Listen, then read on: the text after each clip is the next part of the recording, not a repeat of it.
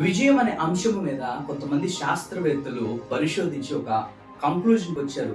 ఏంటయ్యా కంక్లూజన్ అంటే, విజయం అనేది మొదటిగా పెరిగిన వాతావరణం, అలాగే పెంచిన తల్లిదండ్రుల దగ్గర నుంచి, ఆ యొక్క క్రమము నుంచి విజయం అనేది వస్తుందంట. ఈ క్రమము భవిష్యత్తుని నిర్ణయిస్తుంది.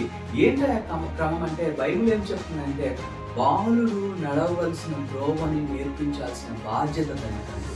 బాలుడు నడవవలసిన త్రోవలో ఆ యొక్క బిడ్డ ఇంకా భవిష్యత్తు కలిగి ఉండాలి. కలలు కంటే సరిపోదండి. ఆ యొక్క బిడ్డకి నేర్పవలసిన బాధ్యత మనది. నీ పక్కింటోల్లో, నీ ఎదురింటోల్లో ఈ బిడ్డని సరి చేయకూడదండి. మొదటిగా ఆ యొక్క సరైన క్రమం అనేది ఇంటి నుంచే మొదలవుతుంది. చిన్న ఉదాహరణ చెప్తాను. నాకు తెలిసిన తాతయ్య ఉన్నాడు.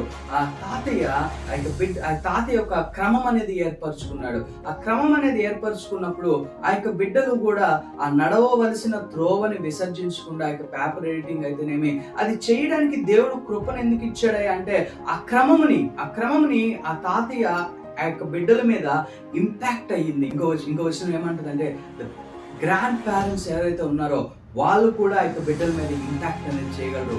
ఊరికనే ఆ సోది కబుర్లు అయ్యి ఇయ్యి కాకుండా దేవుని వాక్యాన్ని పంచండి, మీ దేవునితో ఉన్న రిలేషన్షిప్ని పంచండి, ఆ జ్ఞానాన్ని పంచండి.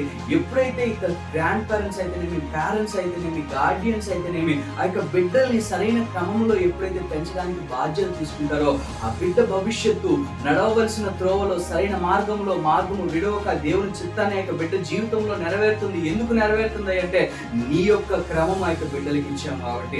మనమే క్రమం లేకపోతే మన పిల్లల వాళ్ళకి ఏమి ఇస్తాం? సో ద రైట్ థింగ్స్, ఎప్పుడైతే సరైన కార్యాలు ఎప్పుడు జరుగుతాయంటే, ముందుగా నీకు ఆర్డర్ అండ్ డిసిప్లిన్ ఉన్నప్పుడు.